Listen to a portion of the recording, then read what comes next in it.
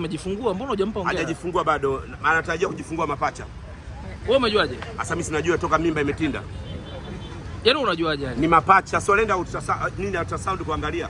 Ni mapacha, watoto wawili, wa kike na wa kiume. Anajifungua wiki ijayo. Tena kwa kisu. Kwa kisu? Hata kama alivyoenda Wema pale Sifi. Hapana, nimemwambia afanye kwa kisu. Unasema kwamba Baba Levo hawezi kufikia Nasemaje? Baba Levo si alionyesha golf yake juzi, naona kaonyesha milango yake ya kioo. Amalize ule uchafu umalize utoe.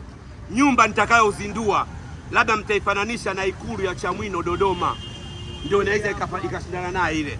Lakini nyingine zote tuma kule. Eti Bilnas kajenga nyumba ile nyumba inakaa kwenye mabonde hivi. Ni nini ile? Nyumba inakaa kwenye mlima hivi. Yaani nyumba inakaa kwenye bonde. Eti tutindue huku ikae sawa level. Hapana. Yeah. Sasa nani mwenye nyumba bora? Mwambieni Aristote, nyumba inasoma hati wapi? Na leo jioni nitaposti hati ya nyumba ninayokwenda kuizindua leo jioni. Hati nyumba inasoma wapi? Dar es Salaam. Hatutaki mambo ya pwani hapa.